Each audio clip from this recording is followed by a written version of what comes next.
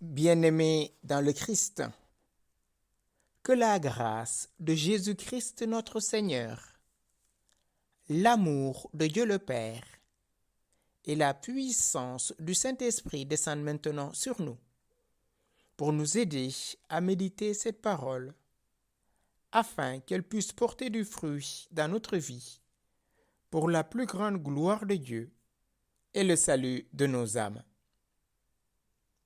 En ce 22e dimanche du temps ordinaire, j'aimerais méditer avec vous l'Évangile de Jésus-Christ selon saint Matthieu, au chapitre 16, du verset 21 au verset 27.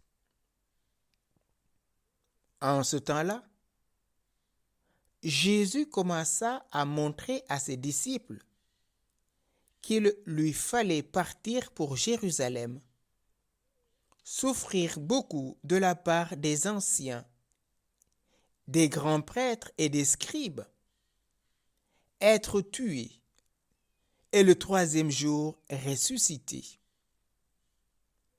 Pierre, le prenant à part, se mit à lui faire de vifs reproches. « Dieu t'en garde, Seigneur, cela ne t'arrivera pas. » Mais lui, se retournant, dit à Pierre, « Passe derrière moi, Satan. Tu es pour moi une occasion de chute.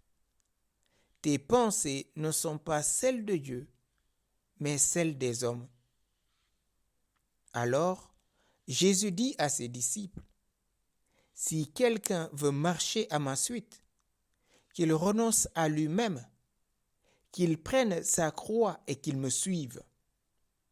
Car celui qui veut sauver sa vie la perdra, mais qui perd sa vie à cause de moi la trouvera. Quel avantage, en effet, un homme aura-t-il à gagner le monde entier si c'est au prix de sa vie? Et que pourra-t-il donner en échange de sa vie? Car le Fils de l'homme va venir avec ses anges dans la gloire de son Père. Alors, il rendra à chacun selon sa conduite. » Bien-aimés dans le Christ, dimanche dernier, Jésus, qui arrivait dans la région de Césarée de Philippe, demandait à ses disciples, au dire des gens, qui est le Fils de l'homme? Nous connaissons et ils répondirent, pour les uns Jean le Baptiste, pour d'autres Élie, pour d'autres encore Jérémie ou l'un des prophètes. Et Jésus leur demanda, c'est-à-dire se tourne vers ses disciples, et vous, pour vous, qui suis-je? Cette fois-ci, il ne dit pas qu'il est le Fils de l'homme, mais qui suis-je? Alors, Simon-Pierre prit la parole et dit, tu es le Christ, le Fils du Dieu vivant. Tu es le Christ, le Fils du Dieu vivant. Cette déclaration solennelle de la royauté, de la divinité du Christ va valoir à Pierre d'être déclaré heureux. Heureux es-tu, Simon, fils de Jonas. Ce n'est pas la chair et le sang qui t'ont révélé cela, mais mon Père qui est aux cieux. Et moi, je te le déclare, tu es Pierre, et sur cette pierre, je bâtirai mon église. Tu es Pierre, et sur cette pierre, je bâtirai mon église. Et voilà, quelque temps plus tard, Jésus montre à ses disciples qu'il lui fallait partir pour Jérusalem, souffrir beaucoup de la part des anciens, des grands prêtres et des scribes, être tué et le 3e jour ressuscité. Ce n'est pas facile, frères et sœurs, de recevoir une telle information venant de la part de Jésus, chef des apôtres, chef de l'Église, chef de la petite communauté. Nous montons à Jérusalem, où le Fils de l'homme va beaucoup souffrir de la part des anciens, des grands prêtres et des scribes. S'il s'arrêtait là, on peut comprendre. Même la souffrance ne se comprend pas. Mais il ajoute, être tué.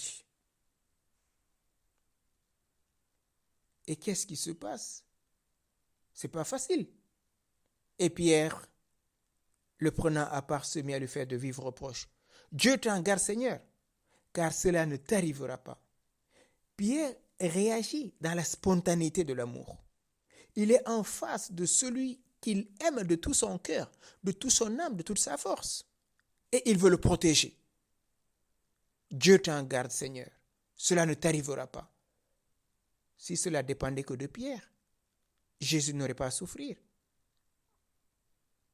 Quelques versets plus tard, Jésus lui avait dit, « Heureux es-tu » Et maintenant, qu'est-ce qui se passe? Devant l'injonction de Pierre, Jésus, se retournant, dit à Pierre, « Passe derrière moi, Satan. Tu es pour moi une occasion de chute. Tes pensées ne sont pas celles de Dieu, mais celles des hommes. » Le Père avait révélé à Pierre que Jésus était le Fils de Dieu vivant, le Messie. Mais la conception de Pierre sur le Messie était comme la plupart de ceux de son époque, un Messie temporaire. Un Messie qui viendrait restaurer la royauté en Israël et qui aurait mis l'envahisseur dehors.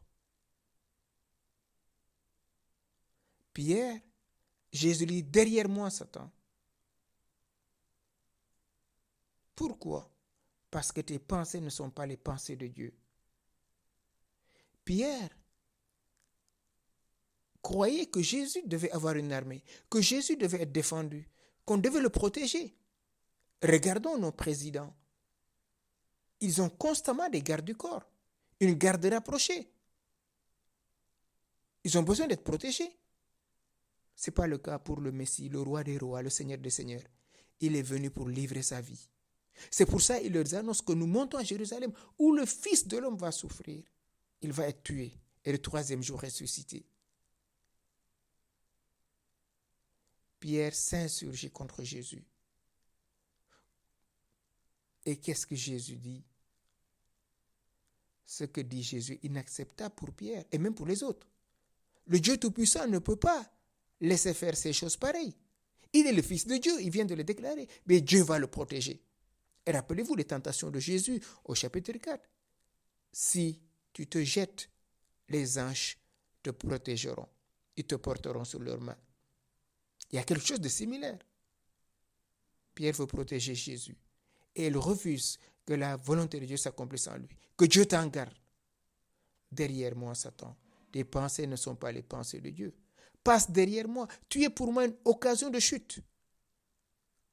Faire chuter quelqu'un, c'est le faire perdre équilibre jusqu'à ce qu'il tombe. C'est être une pierre d'achoppement. C'est être une occasion de scandale. Souvent, nous sommes comme Pierre. Parfois, en m'amusant, en disant, ah, si Dieu venait me chercher, ah non, Père, que Dieu t'en garde. Tu as encore beaucoup de choses à faire. Et Dieu qui m'a envoyé cette terre ne sait pas ce que j'ai à faire. Dieu qui a envoyé son Fils sur la terre ne connaît pas sa mission. Oui, nous sommes tellement pris d'amour les uns pour les autres que parfois nous passons à côté de la volonté de Dieu. Or, la divine volonté est une volonté d'amour. Personne ne peut aimer sur cette terre plus que Dieu qui nous a fait la vie, le mouvement et l'être. Jésus dit à Pierre, derrière moi, Satan, parce que tes pensées ne sont pas celles de Dieu. Et c'est pour cela, Saint Paul nous le rappelle très bien, frères et sœurs, en nous disant, ne prenez pas pour modèle le monde présent, mais transformez-vous en renouvelant votre façon de penser pour discerner quelle est la volonté de Dieu, ce qui est bon, ce qui est capable de lui plaire, ce qui est parfait. Romains au chapitre 8, verset 2 et suivant. Ne prenez pas pour modèle le monde présent. Aujourd'hui, nous nous conformons au modèle d'aujourd'hui, c'est-à-dire mangeons, vivons, demain nous mourrons. Si on ose marcher dans la vérité, si on quitte les autres, on dit, ah mais toi tu te singularises, tu te mets à part, tu penses que tu es meilleur que les autres, pourquoi tu ne fais pas comme les autres? On n'est pas un troupeau, frères et sœurs. Nous sommes des personnes créés à l'image et à la ressemblance de Dieu. C'est pour ça, là pour nous dire, laissez-vous transformer en renouvelant votre façon de penser. Les pensées de Pierre peuvent être superbes. Il veut défendre Jésus, mais ce n'est pas ce que Dieu veut. Dieu a tellement aimé le monde qu'il a envoyé son Fils, non pas pour juger, mais que le monde soit sauvé par lui. Et il sauve le monde par le mystère de la croix. Et Jésus continue. Si quelqu'un veut marcher à ma suite, qu'il renonce à lui-même, qu'il prenne sa croix et qu'il me suive. Oui, la croix est cet objet de scandale, cet objet de supplice. Mais depuis la mort de Christ, ça devient un lieu de vie. Depuis la mort de Christ, ça devient un pont. Depuis la mort de Christ, la croix devient un passage de lumière, d'amour et de paix. Parfois, on entend les gens se plaindre, ma croix est trop lourde. Si Jésus n'avait pas porté la croix sur terre, aucune personne ne pourrait porter sa croix. Dans la tradition romaine, on voit ces Romains crucifiés, les captifs de guerre. Mais Jésus va venir faire de cet objet de rebut un lieu de gloire. Et d'ailleurs, dans le Deutéronome, il est dit, maudit celui qui est pendu sur le bois de gibier. Jésus accepte de se faire malédiction pour toi, mon frère, pour toi, ma sœur, pour que tu quittes tes pensées de jalousie, de perversité, de fausse contemplation, mais de fausse compassion. Que cela ne t'arrive pas. Tes pensées ne sont pas les pensées de Dieu. Et Jésus demande de prendre notre croix, c'est-à-dire de prendre tout ce qui aujourd'hui nous fait peur, nous contrarie, pour le déposer au pied de sa croix et de le suivre. Oui, les pensées de Dieu, comme nous le rappelle Isaïe, ne sont pas comme les pensées des hommes. Aussi l'Orient est loin de l'Occident. Aussi le Seigneur éloigne de nous nos péchés. Les pensées de Dieu, c'est des pensées d'amour. Nous risquons, frères et sœurs, d'être surpris. Car les manières de Dieu sont totalement différentes de notre manière de voir les choses. Le pire des mots, Dieu peut en sortir le meilleur. En tout mal, Dieu seul est capable de sortir le bien. Il ne faut jamais perdre de vue, frères et sœurs, ce que nous rappelle Isaïe. Mes pensées ne sont pas vos pensées et vos chemins ne sont pas mes chemins, oracle du Seigneur. Autant le ciel est élevé au-dessus de la terre, autant mes chemins sont élevés au-dessus des vôtres et mes pensées au-dessus de vos pensées. Isaïe 55, versets 8 à 9. Si je comprenais Dieu, ce ne serait pas Dieu, disait saint Augustin. Il nous faut donc accepter, frères et sœurs, d'être surpris, parfois même d'être déboussolés par Dieu. Jésus aux antipodes de ces belles prévisions. Il n'est pas un Messie qui vient enlever nos problèmes.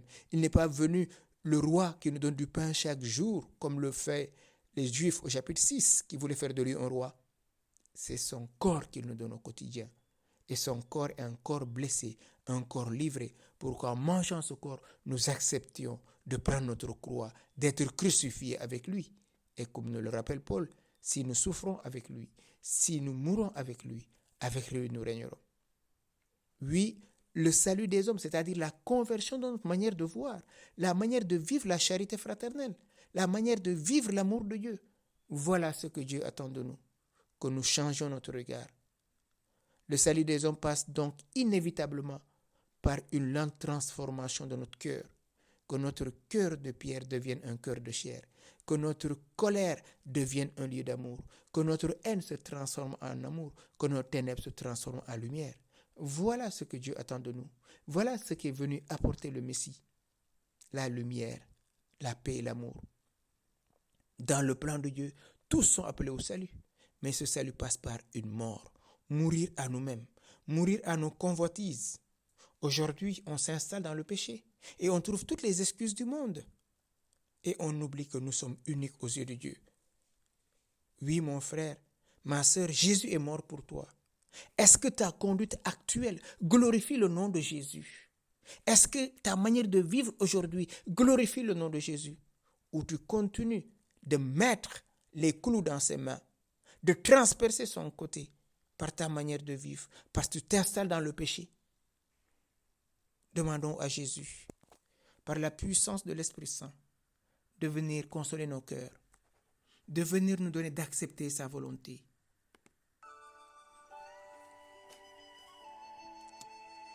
Seigneur Jésus, Pierre voulait te défendre. Son amour n'a pas été éclairé par la volonté du Père. Toi qui es venu nous révéler la miséricorde de Dieu, s'il te plaît, viens au secours de tous mes frères et sœurs qui traversent des moments difficiles, qui sont engloutis dans le péché et qui ont du mal à s'en sortir.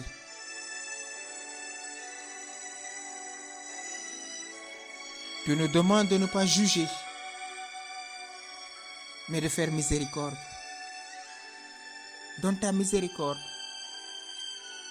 à tous ceux qui sont sûrs d'eux-mêmes et qui sont tombés et qui ont du mal à se relever. Viens guérir tous ceux qui sont déçus, tous ceux qui sombrent dans l'alcool, tous ceux qui sombrent dans le sexe, tous ceux qui sombrent dans le pouvoir au détriment de leur prochain.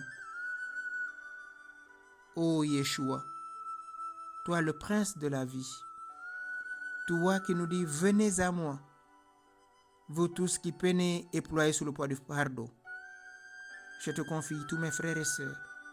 Je te confie ton Église, ses pasteurs et tous les fidèles.